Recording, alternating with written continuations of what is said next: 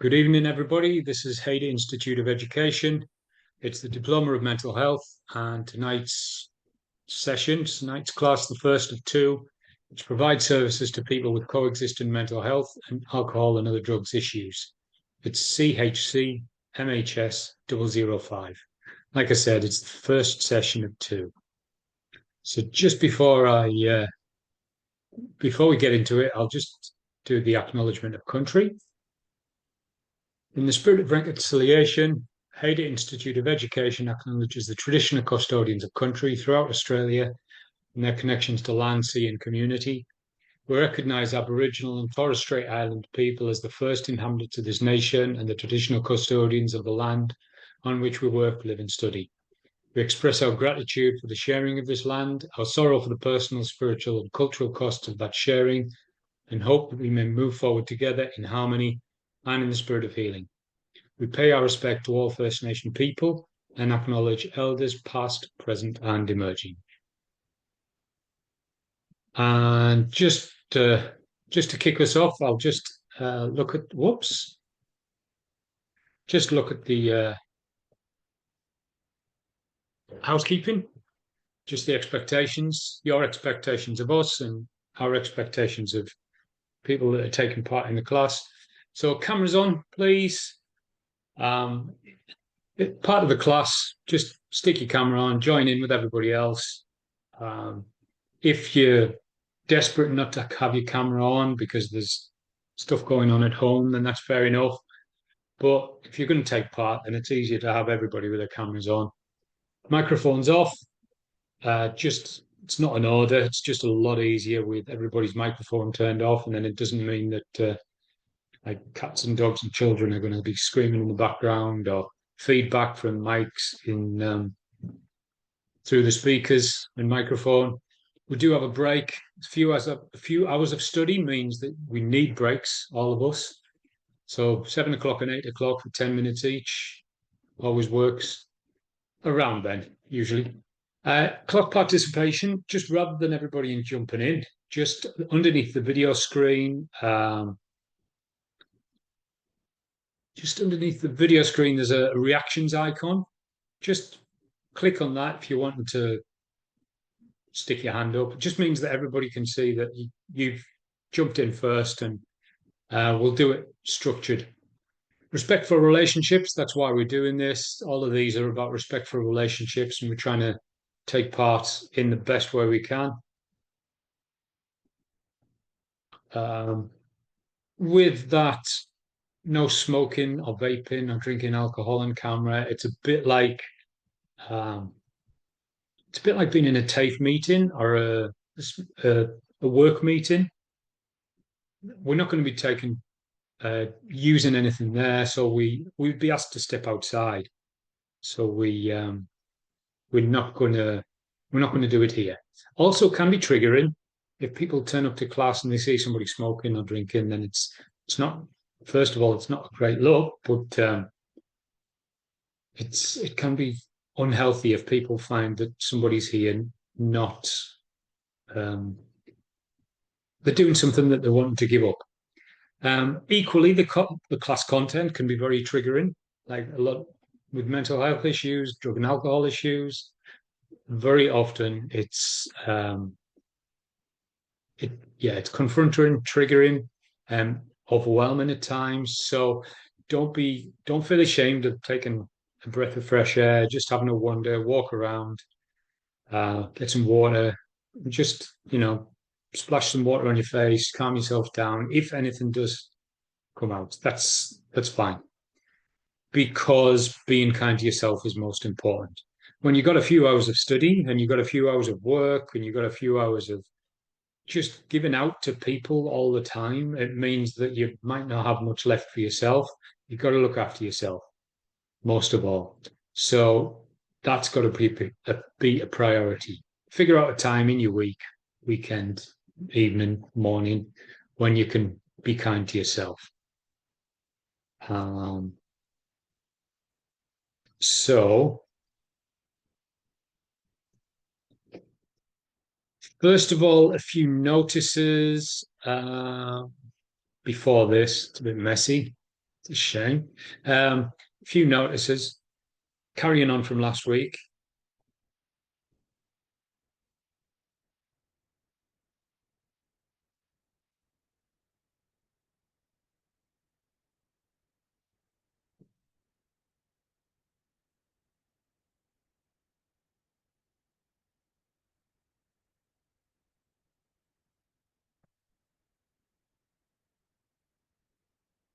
A few different things, especially if you're new. So I'll just throw these up.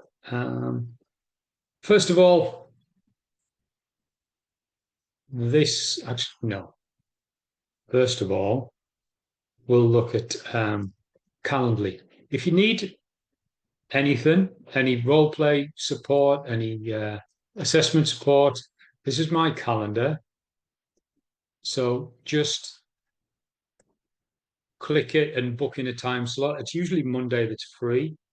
So I'll put this in chat for you.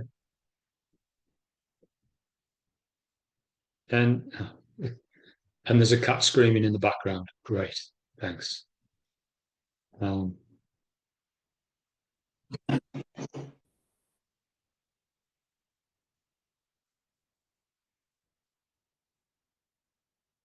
um, so if you if you need anything, just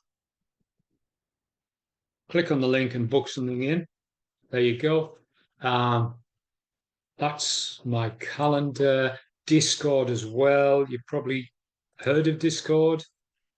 It used to be for gamers, so that people online gaming they can chat and talk about whatever they want to talk about.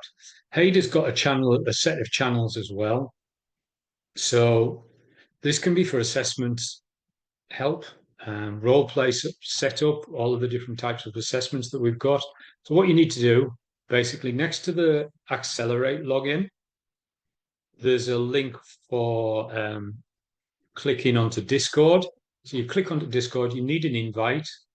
You have to have your own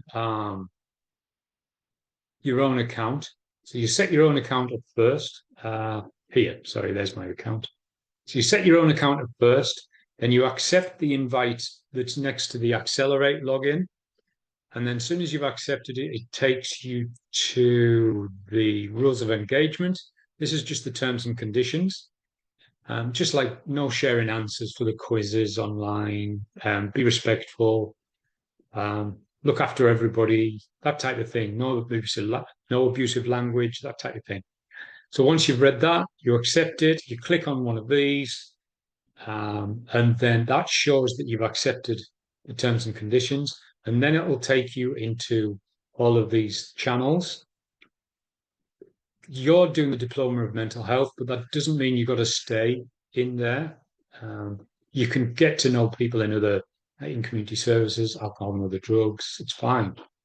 But this is mainly for when you've got role plays to do for an assessment. Then sometimes it's difficult when you need one or two other learners, or you need a few people or somebody that understands exactly what you're talking about. It's best to jump on here and see if you can find somebody.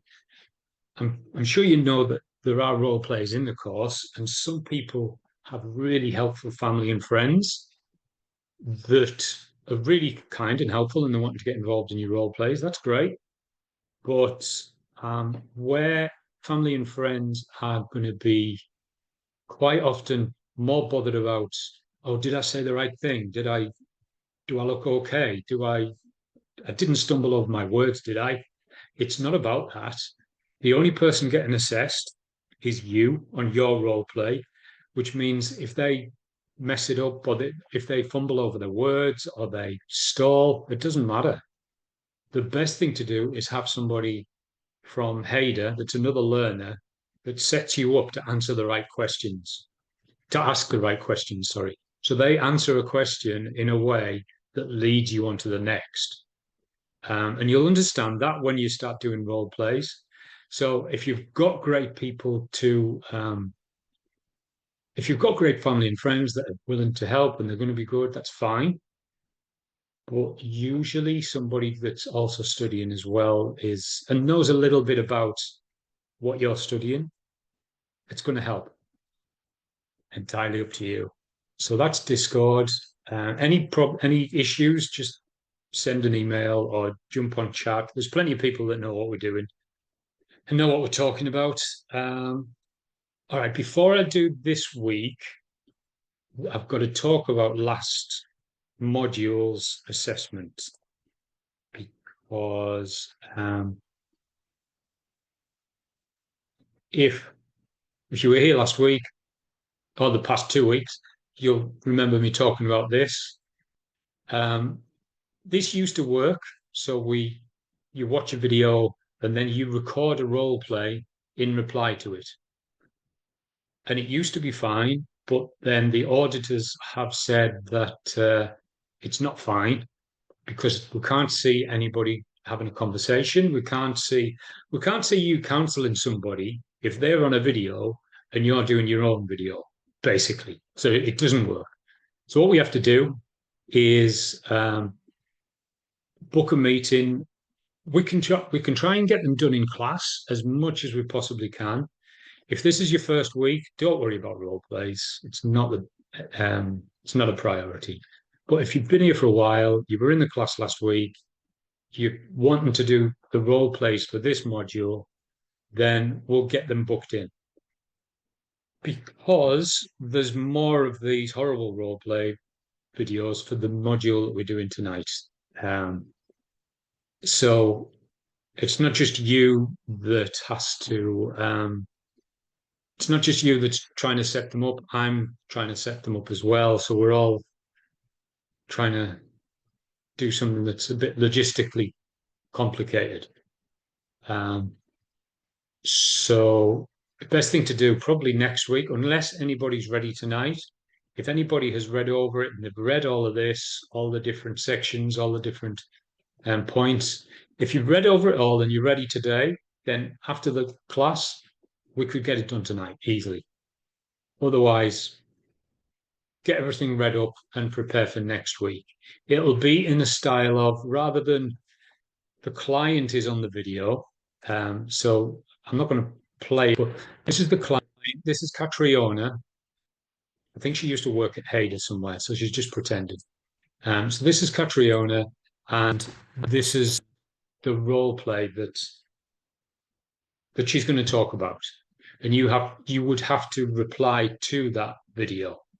But instead of doing that, what we'll do is I'll be a supervisor.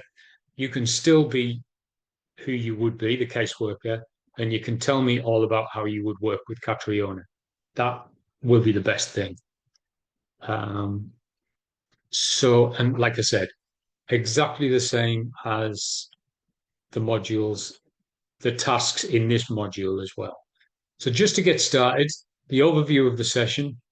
So we're looking at drugs and alcohol, we're looking at mental health, and we're looking at the link between the two and identification strategies. So obviously, anybody that's listened to anything in the media, that anything about drugs and alcohol and mental health, there's a massive link.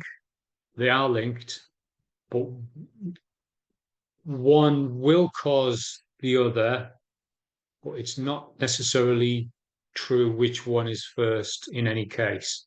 So sometimes mental health issues can cause AOD issues, and then sometimes it's the other way around. Sometimes AOD issues can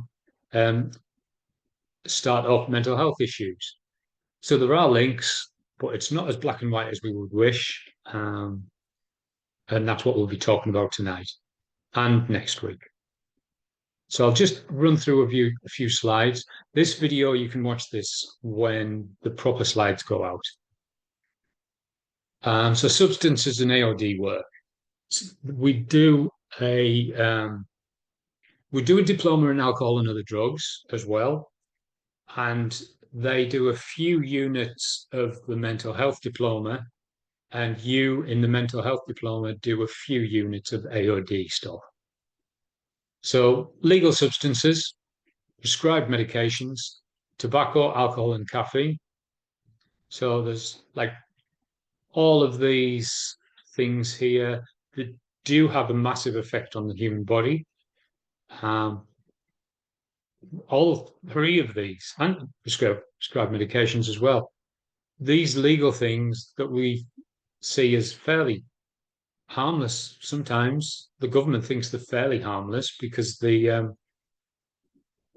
anybody over the age of 18 can have tobacco and alcohol, caffeine.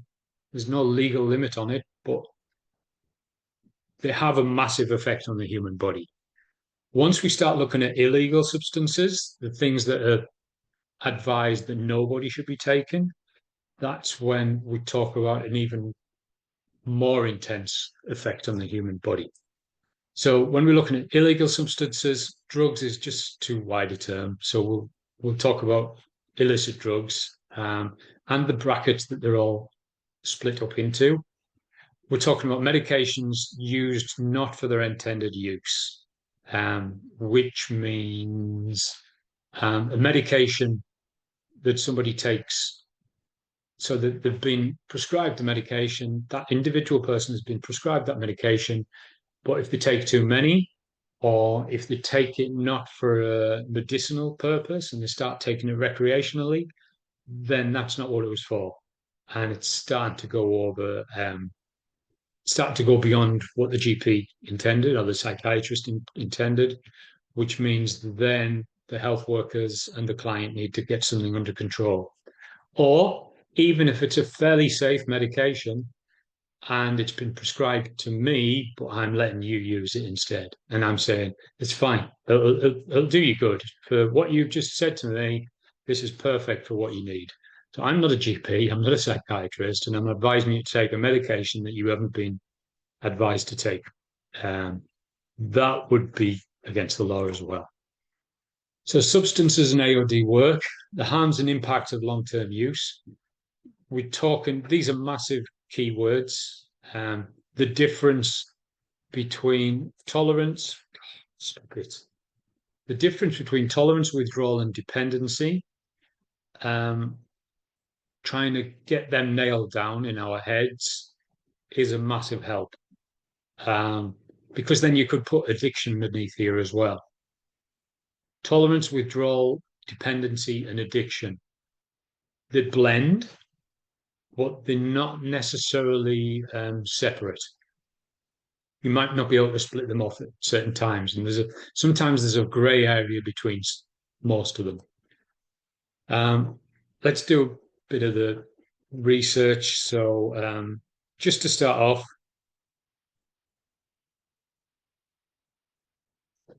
similar to the last module, if you were here, just get yourself a list of legal and illegal substances in New South Wales. Legal medications maybe, or legal drugs, and illegal or illicit, and that's another term that will be used on an assessment. Licit and legal, and illicit and illegal. So I'll write it in the chat what I'm expecting you to do. It's a lot easier like that.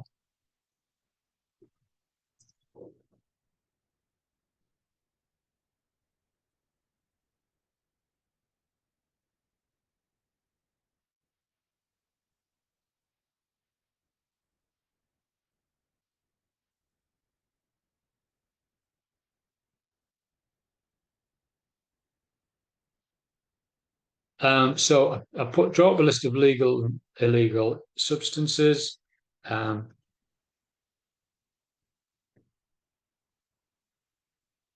So figure out method of use, which would be like nicotine. Most people smoke nicotine. You can still chew it. Some people do use that. You can eat it in tablet form. You can chew it, obviously. Alcohol, you drink it. Some things you'd inject. So method of use I've put there. Age of user, like who would be using that thing that you've researched? What would be the age?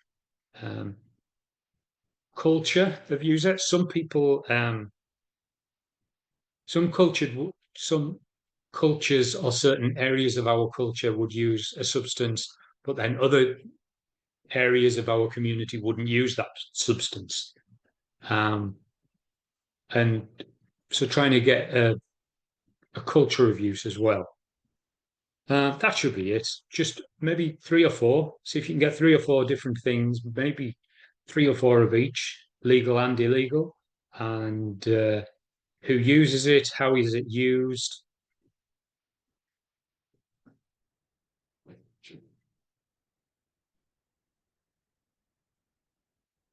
I was going to say the price, but you don't need to look up prices. That's not relevant.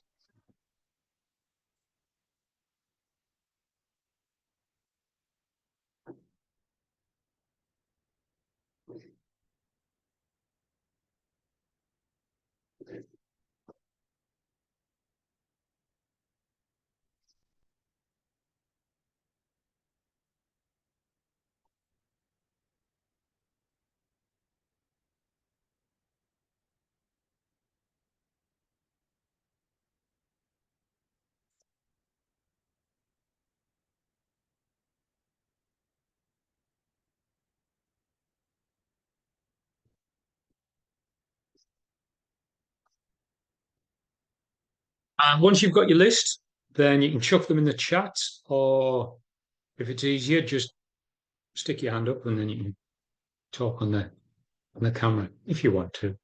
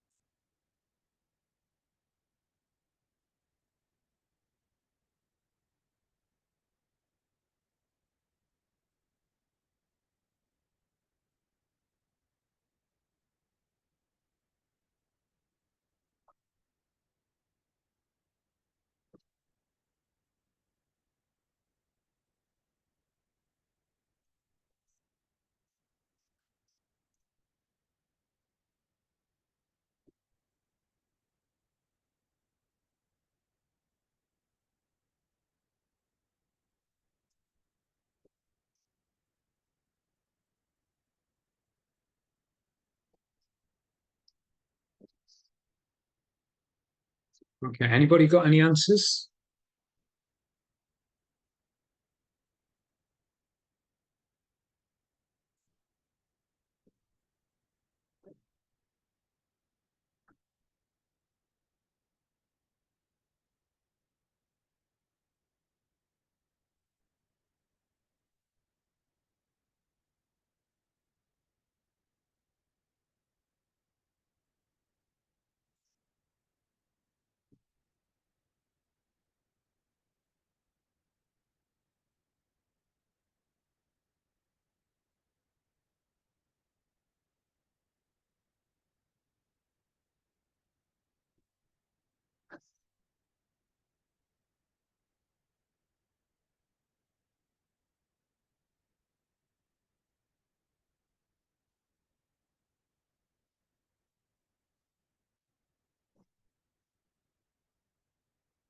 It's important. So just been talking about placement a little bit. The placement providers won't let you go on placement until you've completed half the course, 50% of the course. That doesn't mean that you're 50% of the way through the 12 months. It doesn't mean that you've done or attended the sessions of 50% of the class. It means that you've completed half of all the modules. So this list here, this one's still to be completed. You might not understand this, but these are all the assessments. This is the assessments for each unit. And this module here, work collaboratively with the care network and other services. This is the only one that's complete. So we've done all of these modules. This one might be complete, but it looks like there might be another. Yes, there's a role play to be completed there. And in this one, yeah, there's a role play to be completed there. So there's only one module, despite studying all of this. And people get busy, we know that. And prioritizing gets difficult. But thinking that, well, I've done half of the class, I've done half of the modules now, so I'm ready to go on placement. No, it's got to be half of the modules have to be fully complete. Every single assessment satisfactory. They're not difficult assessments, just in case you knew. They're not hard. They're just complicated at times. You might misunderstand what it says, or you might have to write a lot of paperwork just to get the assessment done. And it's work like that. That's the kind of thing that it is. It's not hard. So I'll get rid of that one as well. What time is it? Oh, it's nearly break time. I'll just do a few more slides. Sorry, say that again, Tiff. Can I ask, it's Therese. Can I ask a question? Yeah.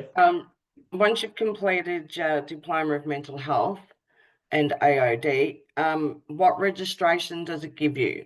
Does it give you any registration? No, you'd need to register yourself. So you're moving towards like the mental health workers registration. Yeah. You would, it's eligible. Like you don't get registration with it, but it's one of the courses that is that when the registration says you need to have completed one of these courses, it's one of those courses. So without the diploma, you won't be able to register. But once you've got the diploma, then you'll be able to register. Now, I am thinking that you can register as a student. I might be wrong, and some of the registrations do allow you as a student, but you'd need to check that out. And it's often worth it. Even it's a lot cheaper as a student usually, but there's certain support that it'll give you as you're going through. Yeah. Little courses, that put certain things on for people. It's not that whether you might need it for placement though. I'll check that out. I need to know that. You might need it for placement. Yeah. So unless there's anything else, I'll just skip through a few more and then we'll go for break in a minute.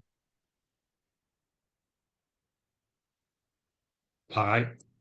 So mental health and AOD, the risks. Whoops. Things can be a depressant. Certain things that are used can be a depressant. On the other hand, when something is a depressant, it depresses the nervous system and makes the nervous system feel lower than it really is. But then equally, other drugs, other substances can elevate and make somebody hypervigilant and they feel more up or more hyper, a lot better than they normally should. And the more that that's done, whether it's depressing or it's hypervigilant, then it's harder to stay normal. And that's when somebody's been using something for a long time, that's the only way that they describe it the best. It's hard to stay normal. So even alcohol is a depressant. We know more about that than anything else, I guess, as a society. So when somebody says that after they've been using alcohol for a long time, it's a depressant, and then once they've been using a depressant for so long, it's harder to feel normal again. So when somebody's using cocaine, which lifts, or and amphetamines, speed, ice, which elevates people's nervous system, they find it hard to stay normal. And again, so the effects of the ice might make them feel angry for a longer time. They haven't had any ice for a few days, but they're still angry, or they're still hyper, and they still want to get things done. Which is why people would use it, because it gets things done. But the risk is that it's hard to stay normal. Organ failure, not just because whatever that's been used can affect the organ, but there's certain effects on the human body, like obviously liver failure with alcohol, but also the effects of using it. Like ice doesn't damage your muscles specifically, but being tense and stressed for that extended amount of time wastes and ruins a lot of the muscle structure. Ice doesn't damage your teeth, but it makes you grind your teeth and makes a lot of the muscles in your body lock up.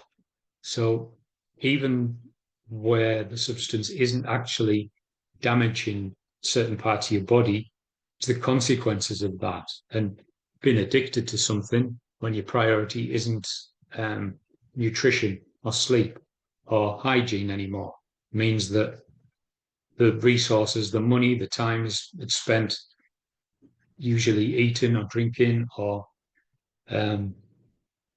looking after ourselves, means that the bacteria can set in, teeth can rot, bacteria can get into our body, and so there's certain consequences, and they're not necessarily directly from the substance. And then psychotic behavior, just the brain not working like it should because it's been overloaded for so long. Signs of coexisting mental health and AOD issues, non-compliance. This is easy to say that certain people just skip through them.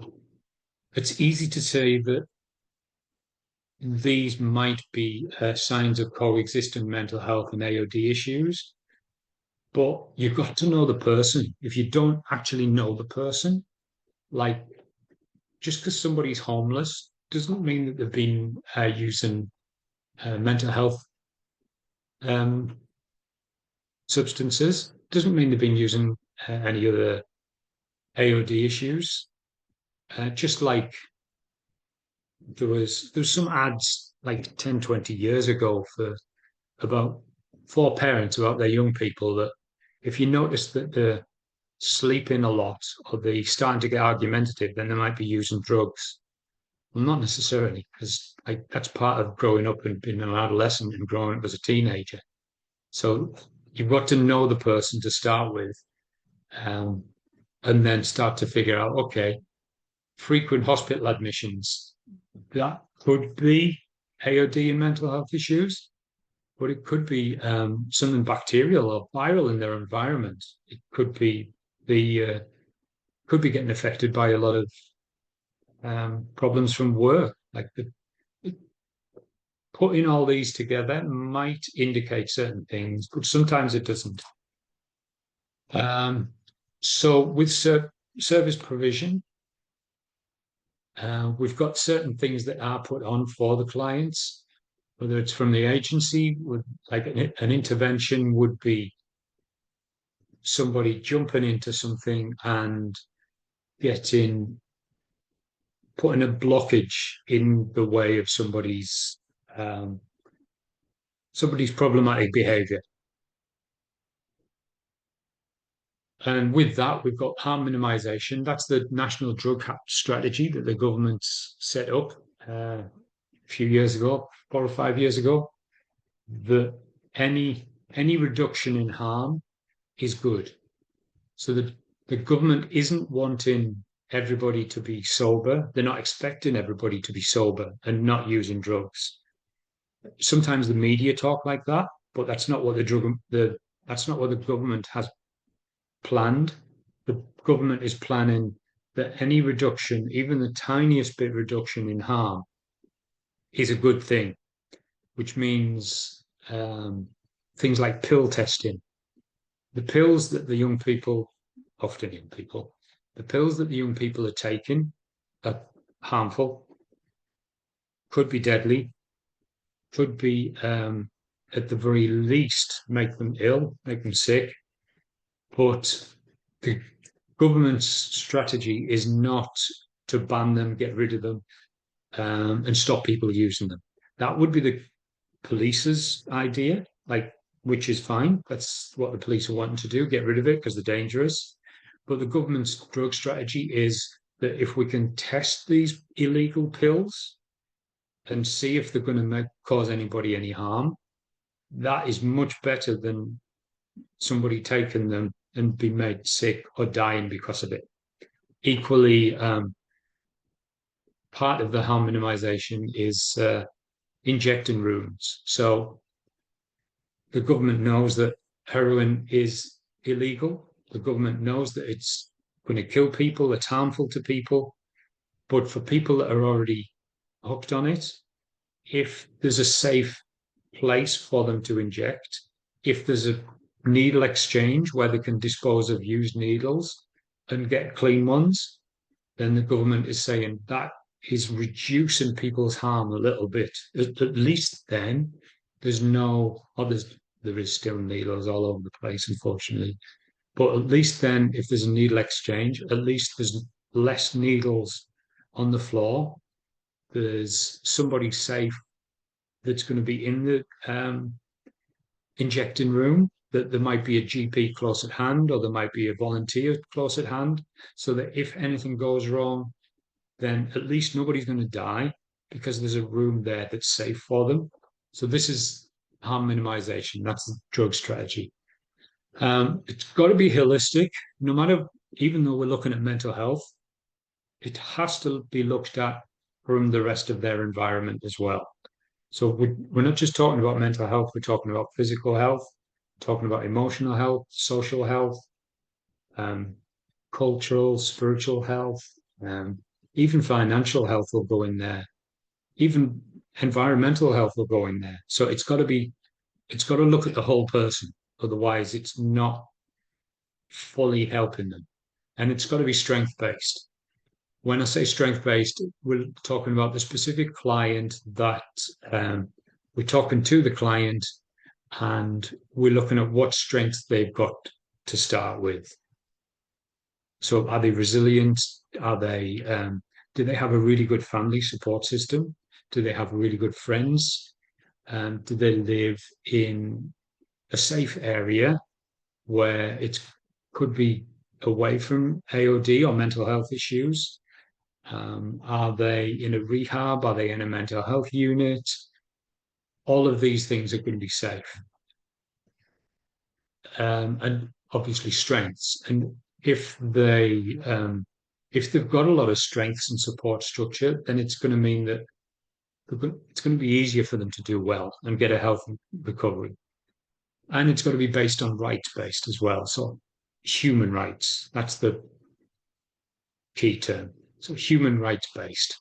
Everybody, no matter what they've been doing, no matter whether they're caught up in the criminal justice system, whether they're in jail, whether they've done something wrong, whether the mental health issues are what some people might say is their own fault. No matter what the problem, they're still a human and they still have rights. And if they're wanting to get recovery from that, then we are there to try and support them and help them get it. And recovery orientated. The goal is for recovery. So when we're talking about recovery, we're talking about going from a negative place, a negative mental health place, or a negative AOD place into a better place for them, whatever that looks like. Because any improvement is good improvement. Just like any reduction in harm, tiny reduction in harm is good. Any step, even the tiniest step in recovery is good. And it's got to be focused on recovery. We're not 30 years ago in the 30 years ago in health, you'd go to the doctor and they would be just talking about the problem that we've got. And we'd tell them about the problem, they'd give us medication, and they'd say, that's it, take the medication and you should be fine. That's it. It wasn't very client focused. It wasn't necessarily very recovery focused. It was just problem focused. Because that's it. People are coming to the health professionals with a problem. So that's the focus of the issue. Now it's not like that. It's focused on the client's strengths and it's focused on the client's recovery. So it's a very different perspective. And now it's break time, so I'll leave it there. So we'll come back in 10 minutes.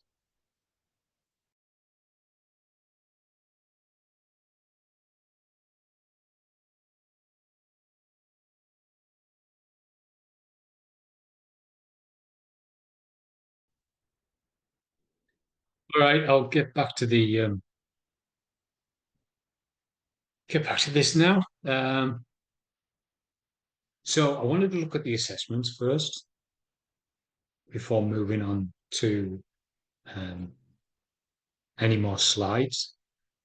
Like you'll get the recording with all the slides in, and it'll give you the links to all the videos that are helpful.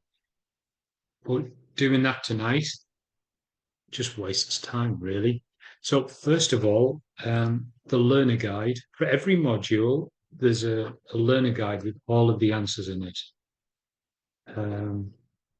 So I'll show you that first.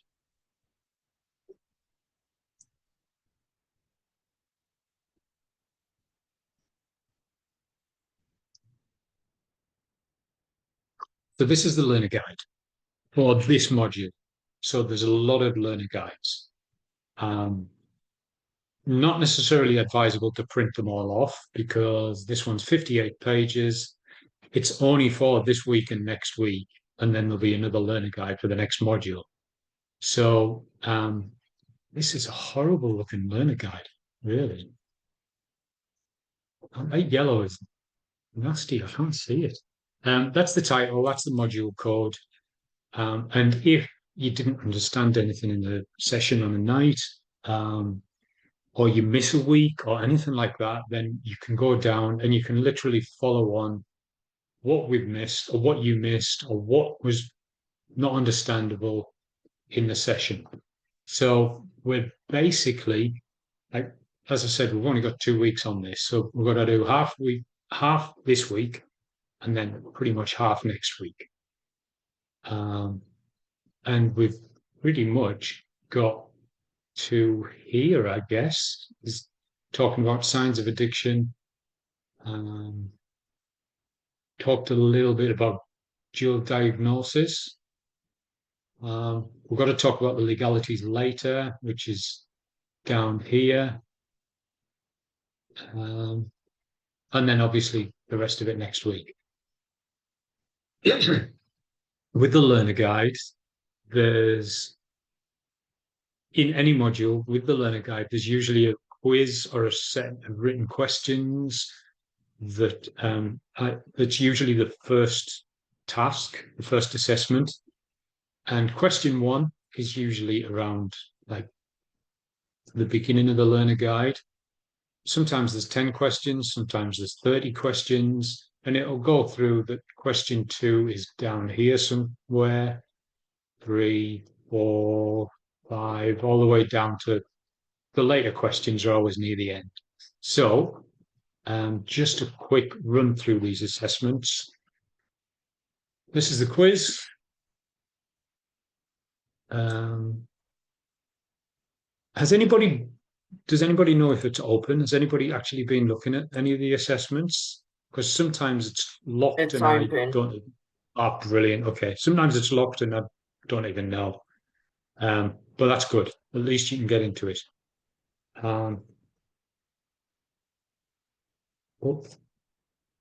So things like this. You're working with Troy, a new client. It's quite clear that Troy is under the influence of alcohol and is not listening to what you're saying or taking things seriously.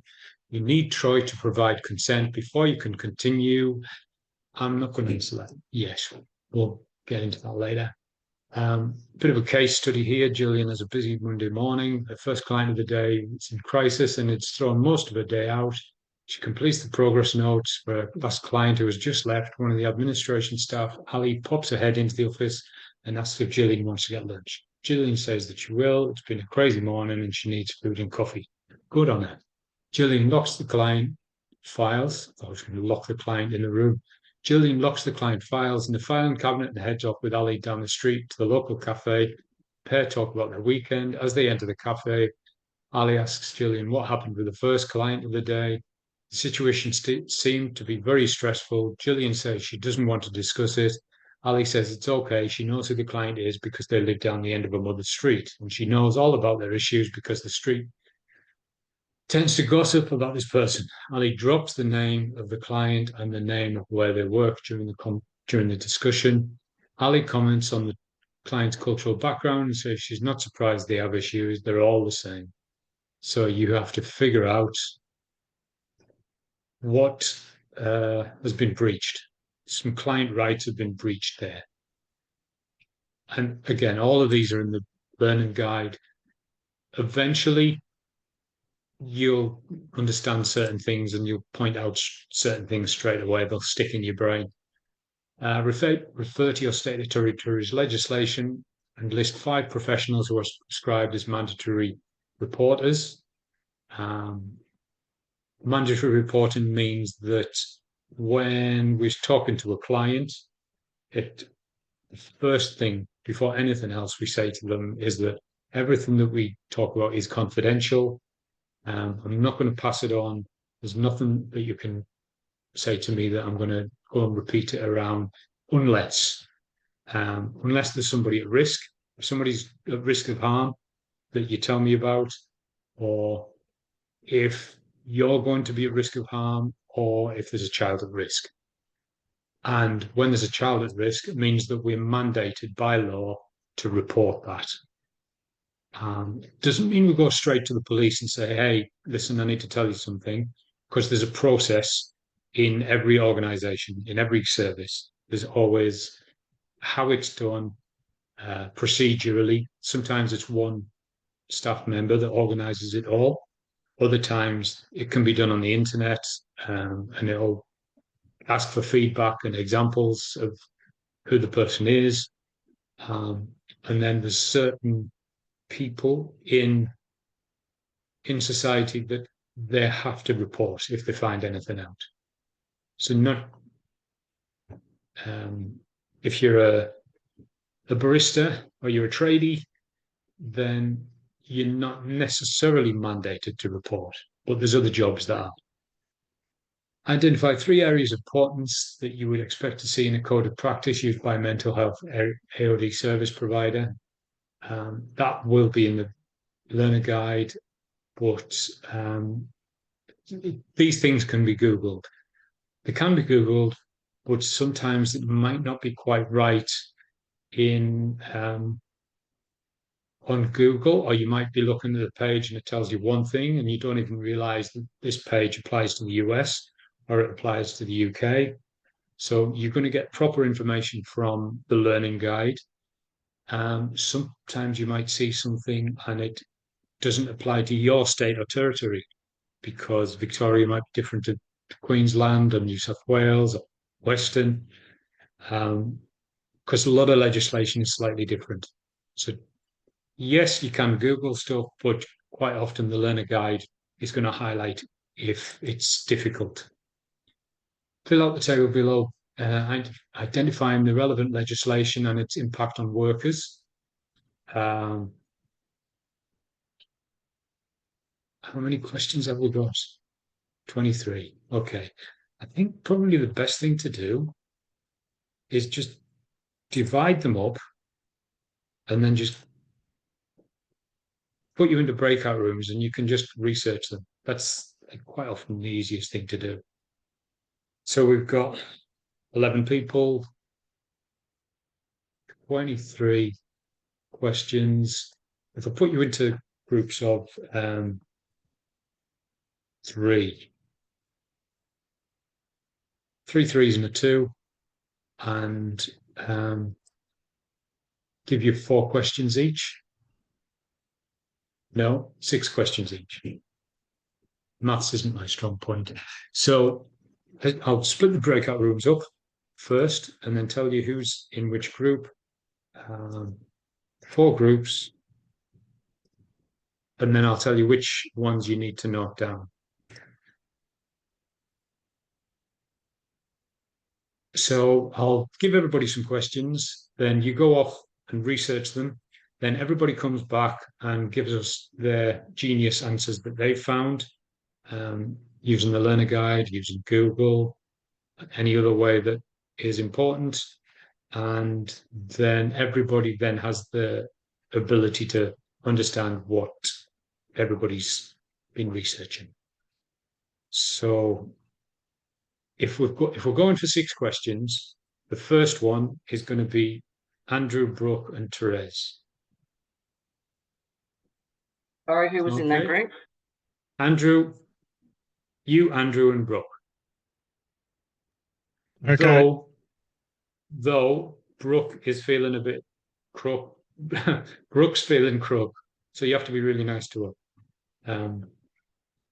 So what questions have we got? Sorry. You've got 1 to 6, so it's this one. The best thing to do is probably screenshot it if you know how to screenshot, or you take a photo with your phone. Mm-hmm. So that's 1, and then there was 2. This scenario, what's happened here? What's the problem? Is the answer. Is there anything? Nope, there's not. So that's 2. 3 was that one, list 5 professionals. Yeah. 4, code of practice, legislation, that type of thing. 5, legislation act and the impact on the workers. Then 6, fill out the table of law, identifying at least 2 rights and 2 responsibilities for each party. How does that help? There we go. It's basically things like duty of care is in most of them. Health and safety is in most of them. And we all want to work in a safe place, and we all want to go to a service that's going to treat us safely and with rights. So the next group was Ella and Julie. That's group 2. So that's going to be number 7. So Ella and Julie, if you've got access to Accelerate, that's great. If you know how to jump in there, or you can just take a photo of the questions. Sometimes that's just easier. Yeah. Describe 2 circumstances under which a worker can, in compliance with the law, disclose confidential information. So I mentioned that earlier. And 8. Just the 2. 8 is. So 7, 8, 9, 10, 11, and 12. So you've got them 6. 12. Okay, cool. So 8, identify the document that is used worldwide to guide human rights. That's a pretty easy one. Identify at least 3 violations of human rights that people with mental health issues may experience. Let me zoom out. All right, this is like huge. You don't have to do all this tonight. Obviously, you're going to need to answer all of this when you do all your questions. But tonight, let's just go do half of them. provide a detailed description of each of the following with values, philosophies, and service delivery models. Harm minimization, holistic strength-based approaches. Just use the ones that you can remember that I've mentioned and then research them if you want. So maybe, how many have we got? 3, 6, 9. So you've got 12, maybe do 6 of these. And then we've got 10. Norman has some health issues. I'll just identify the issues in the scenario, explain what you would do if you were Norman, and give a reason for your answer. A lot of these questions obviously are going. 5 people might answer it in 5 different ways. So it's your perspective. What would you do? And then 11, Gillian's client Eric is telling her how they struggled to pay their bills this month. Explain how the concepts of professional boundaries means that Gillian cannot give Eric the help he needs. What would you do to help? Keeping in mind your responsibilities. And the last one, as a worker in mental health and dealing with clients with AOD issues, what considerations do you need to make when children may be in the workplace? Just do that one. Don't do B. Not tonight. Because if you've got 6 questions, it's heaps to do. So the next one was Joanne and Juliet. For 13, list 3 different motivational interviewing or counseling techniques for each one. Explain how you would use it and provide an example. Well, that's digging into the learner guide a little bit. 14, describe the stages of change model by Proxia and de Clement. List and briefly explain the changes, or the stages, sorry. Stages of change is also called the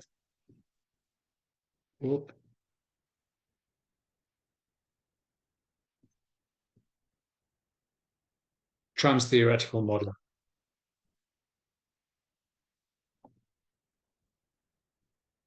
We call it the stages of change in drug and alcohol and mental health. But in psychology and like life coaching, in business, they call it the trans-theoretical model. So you'll see it called 2 different things. 15, explain why it's important for a person who's taken mental health medications to avoid using alcohol and illicit drugs. That's not a very genius answer needed there. It's pretty straightforward. Provide an example of 2 different types of interactions. So when it's saying interactions, it's meaning interactions with medications and other things. Ginny's relapsed for the 2nd time. She started drinking again after several months of being sober and ended up in hospital. Explain 2 different types of relapse prevention strategies you would use with Ginny. 17, provide a description of each of the terms below. Whoa, huge. Just maybe get to A and B. A here. There. Not necessarily onto C. There's a lot of detail there. 18, the following table lists some commonly prescribed mental health medications, describe at least 1 interaction and 1 risk factor of combining each medication with alcohol and marijuana.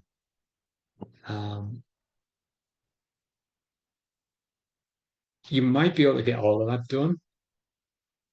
These are really popular medications as well. If you like going into any mental health unit, or you've got certain anxiety or depression, or like drug-induced psychosis, quite often that's common.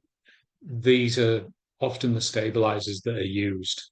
So if these are really, really common, it's going to be really, really common for the people to be trying to mix it with these. So what's going to happen?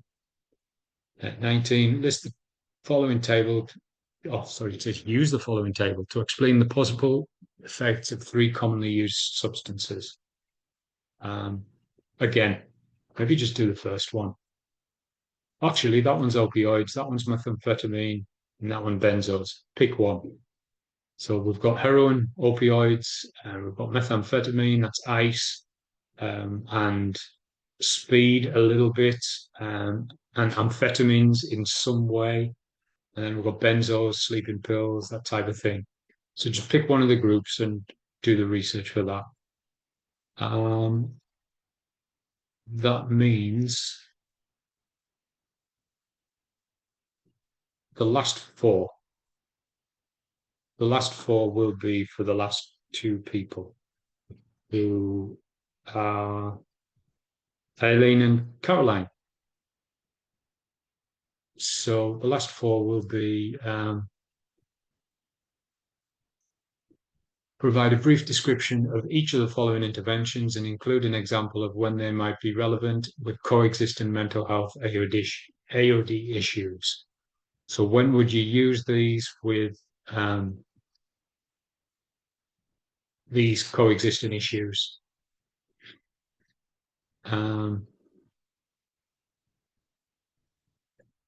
List at least 5 strategies for supporting clients during mental health AOD interventions. Maybe pick one of these, A or B, unless you have heaps of time and you want to steam through it.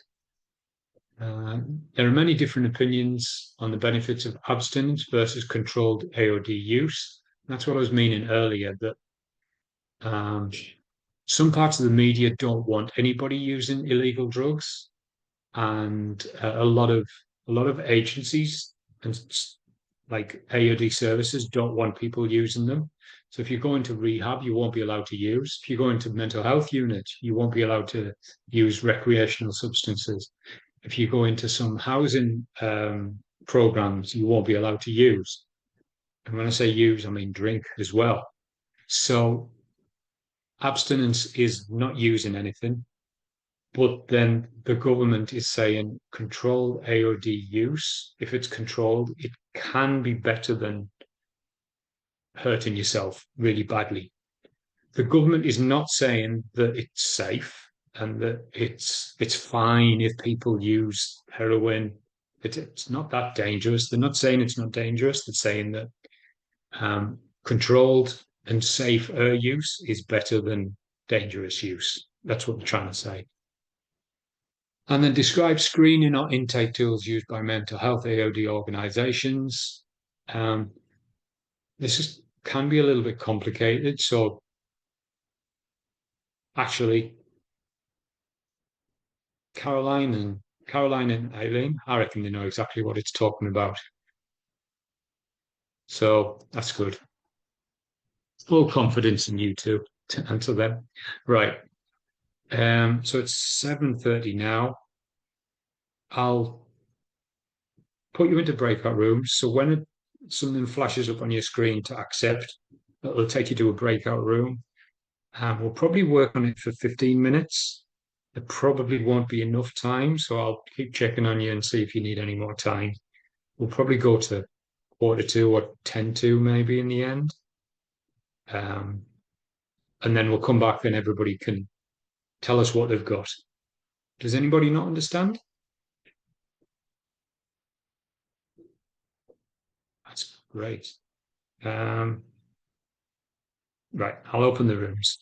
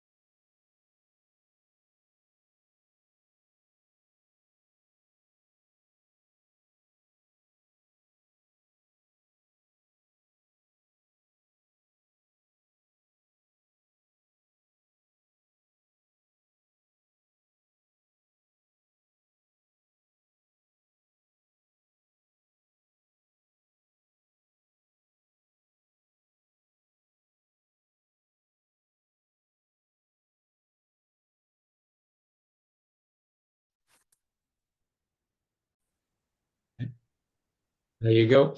So you're working with Troy, a new client. It's quite clear that Troy is under the influence of alcohol and is not listening to what you're saying or taking things seriously. You need Troy to provide consent before you can continue. Well, there's the question. Should you attempt to obtain consent from Troy in this situation? Explain your answer and what should you do? So we like split ours up. We did 2 questions each. Okay, oh, that's fine. So I did number 1. Did you want me to just read it out? Yeah, please, thanks. Troy is under the influence of alcohol and is not listening or taking things seriously. He does not have the capacity to provide informed consent. Attempting to get consent under these conditions could be unethical and could be legally invalid. Let Troy know you'll need to continue at another time when he's sober and able to engage properly. Ensure his safety, and if he's at risk to himself or others, follow your organisation's duty of care and safety procedures. Document the interaction record, your observation, include Troy's behaviour, why you did not proceed, reschedule the meeting and arrange to meet again when he's sober and can provide proper consent. Great. Sounds great, Brooke. Yeah. That covers like a lot of it. Like Troy, if he's under the influence of alcohol, then he's going to complain that he's come all this way. It might have taken him half an hour to get there, and it's going to take him half an hour to get home. And he's put time in his day to come and speak to you, and you won't even do anything. Well, we don't have to kick him out on the street. If he's affected by alcohol, like Brooke said, there's literally nothing professionally we can do. We can't ask him. We can't do any of the methods that we would normally do with somebody that is wanting to give up. So professionally, we can't do anything because he hasn't agreed. But that doesn't mean we can't sit and talk to him about his day. We could literally spend the hour with him and talk about, like, how's your morning been? Like, how's life? Not necessarily asking him where he lives or who he associates with, but just like, what's your day going to be like later on? Just so that it's not wasted. And then maybe next time, definitely agree with him that he needs to come sober or we literally can't do anything. There is the point that if he's told to come, like either by court or a parole officer or his family have told him to get down there and talk to someone, the fact that he's talking to us just about the weather and who he saw on the way to the office, then he's done what he was expected to do. But then what I've written on here, diminished capacity, that's technically what he would be. He can't vouch for himself because of being under the influence of alcohol in this case. But other people with diminished capacity would be anybody in strong medication, like really, really strong medication. They'd be so under the influence of medication that they can't consent. Some older people, especially with dementia, they can't consent for themselves. So they're under diminished capacity. So they're not going to be able to consent with anything. And then other certain NDIS clients that have got a disability that they can't vouch for themselves because of the diminished capacity. That's when it's saying diminished capacity, diminished cognitive capacity. So a limited brain function because of the alcohol, because of the medication, because of the disability. So that's the problem that we've got. But yeah, Brooks described it.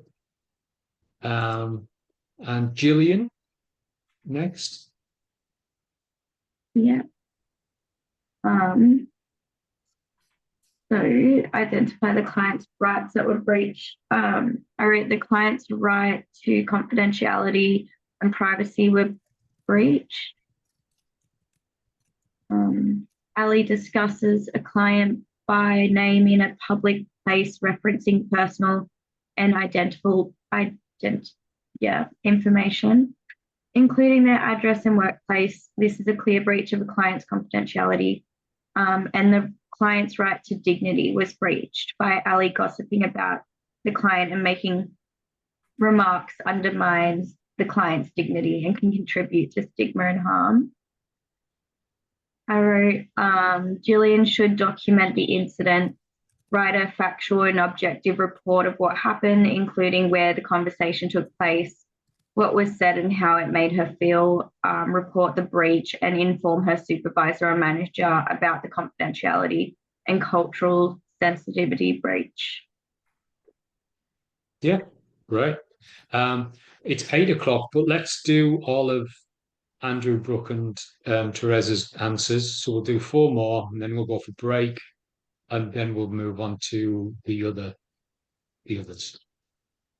So refer to your state and territory's legislation. List 5 professionals who are prescribed as mandatory reporters. Who did this one?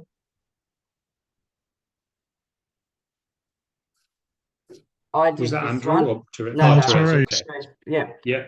So I put in police officer, registered medical practitioner, school principal, nurse, including midwife, and registered teachers.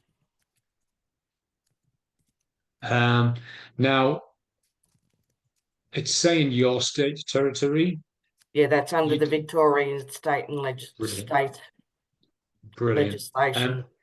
In Queensland, there's no list because Queensland government have said if you're a citizen of Queensland and Northern Territory do it as well, if you're a citizen of this territory or state, then you are mandated to report any abuse that you find out about.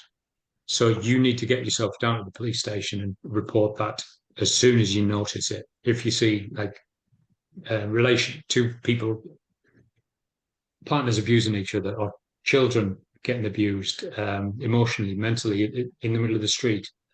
So in Victoria, if you're a barista or a tradie, you don't have to worry about any of this sort of thing. In Queensland, you're working in hospitality. Hospitality.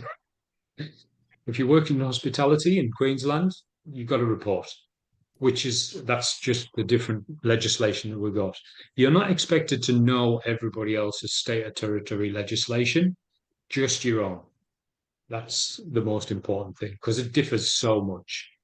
So number 4, identify 3 areas of importance that you would expect to see in a code of practice used by mental health AOD service providers.